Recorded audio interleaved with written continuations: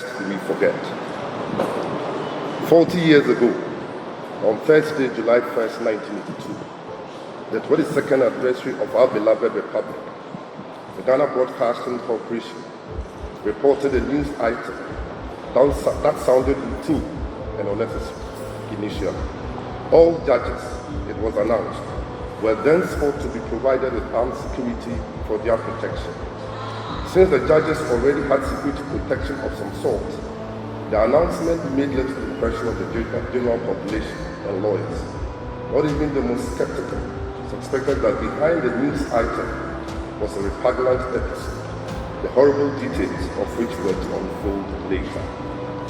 Soon, it was announced officially that 3 High Court judges and a retired army officer had been abducted at night during the curfew hours of 30th June 1982. Prayers were offered for their safety.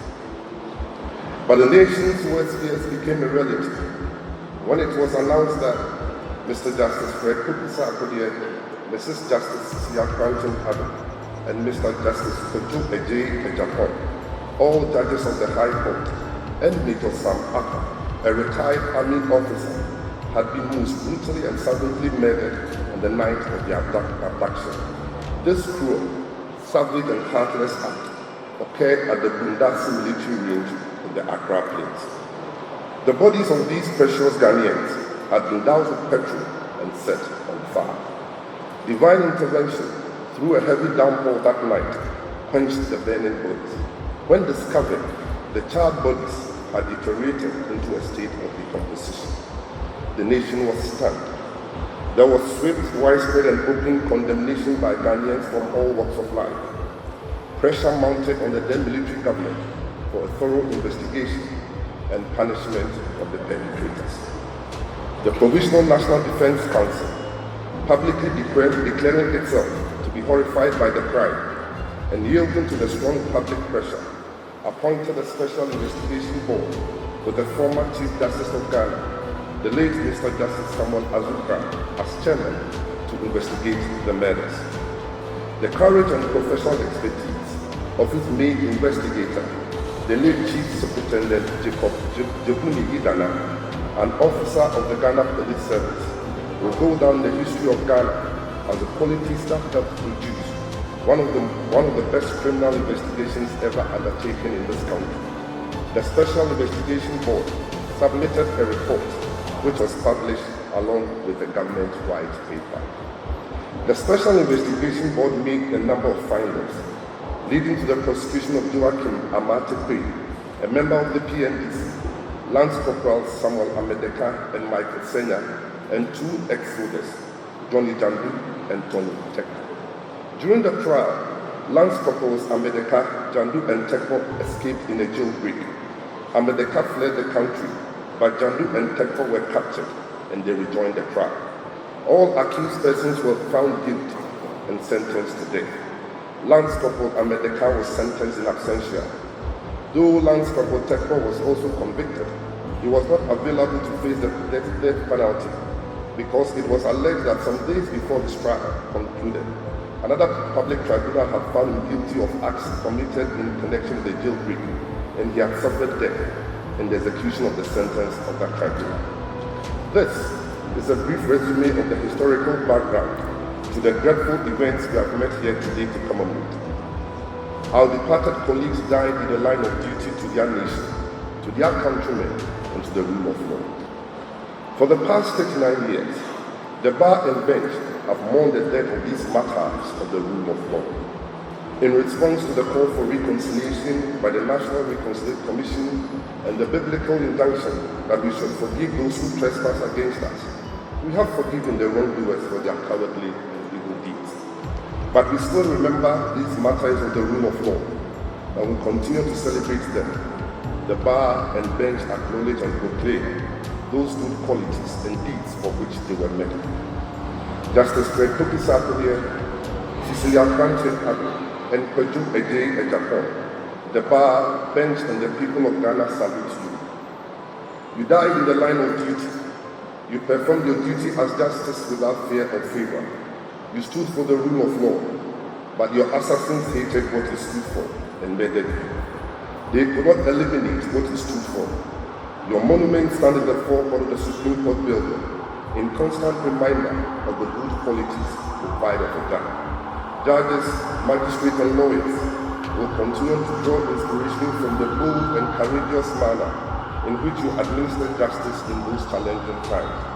We will continue to celebrate you. Today, June 30th, marks Martyrs' Day, a day set aside to commemorate the bestial and gruesome murder of 3 High Court judges, together with a retired military officer. For the past 39 years, the bar and bench, together with other well-wishers, have collaborated to religiously and solemnly mourn the callous murders of these martyrs of the rule of law, by marking this day as if our lives depended on it. So we still remember these martyrs of the rule of law, and will continue to celebrate them.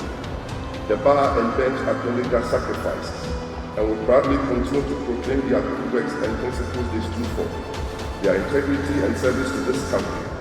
Their names are forever etched in our minds. But their deaths should not be in vain.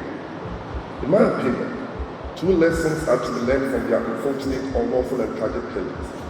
Firstly, their deaths should continue to encourage and embolden our hard-working and noble men and women of the judiciary in Ghana to administer justice integrity without fear or favor, affection or ill will, knowing that their independence and tenure are more guaranteed and protected under the 1992 Constitution, a markedly different environment from the dark and heinous days of 1982. This is the fervent hope of the Ghana Bar Association that current and future justices, judges, magistrates, and lawyers will continue to draw inspiration from the bold and courageous manner in which you, our martyrs, administered justice.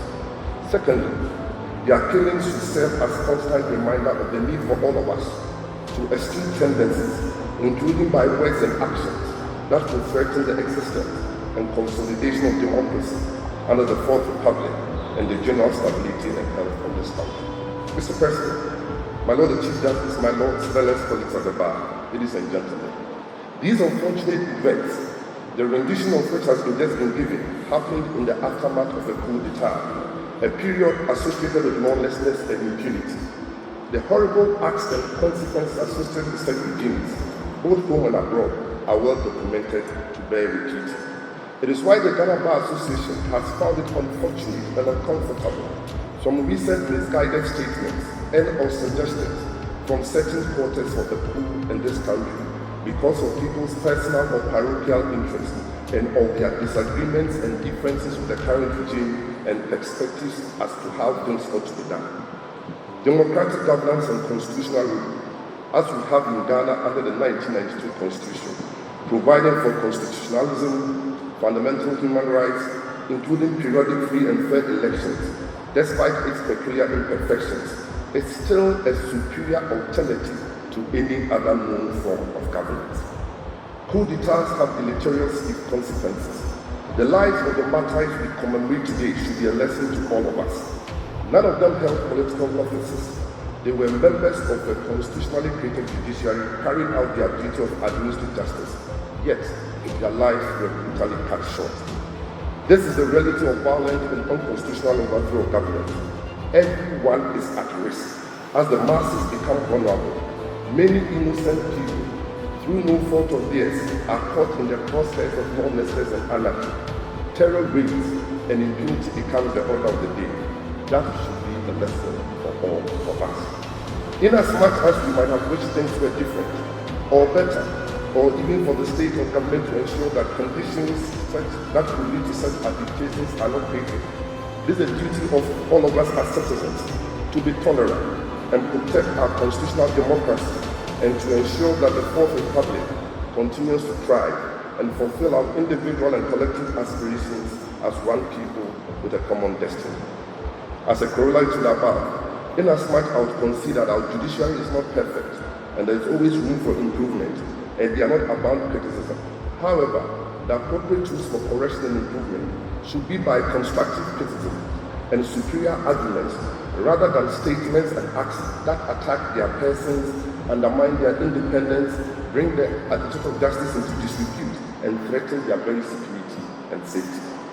The GBA accordingly urged our friends in the media to be more alert and responsible and not allow their platforms to be used as outlets for divisions, interpret language, hatred, and statements that encourage the violent and unconstitutional overthrow of our constitutional democracy. On a very personal note, among those seated in this auditorium is Yaw Acheampong, a proud son of Justice Kwadwo Agyepong, one of the martyrs we celebrate today. Yaw was my classmate at Remembrance College when his father suffered that fate. As young teens then, it was very difficult for us to collectively deal with the trauma of that event. As we learned on the tragedy that had befallen a classmate and a brother, we put ourselves in his shoes. 40 years later, I stand here to deliver this speech as president of the Ghana Bar Association in remembrance of this unfortunate event, with a call to all to never again should the events of 30th June repeat in our country. For we owe it to the next generation to bequeath them an enduring legacy of peaceful and democratic governance as the best framework and environment within which for them to realize their potentials and dreams. We must all appreciate that an imperfect constitutional democracy that gives the opportunity to citizens to either change governments or extend their mandate is a far better option than any form of military adventurism where our lives and opportunities would be at the bones and carcasses of some lawless few. May the name and good works of the martyrs of 30th June continue to live forever and inspire all that is good and noble on our land.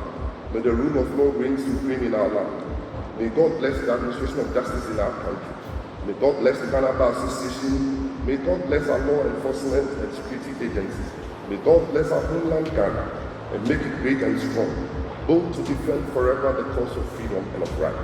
May God help us to resist the present rule with all our will and might forevermore. I'm grateful for your time and I hope to see you all again next year. Let's do it together.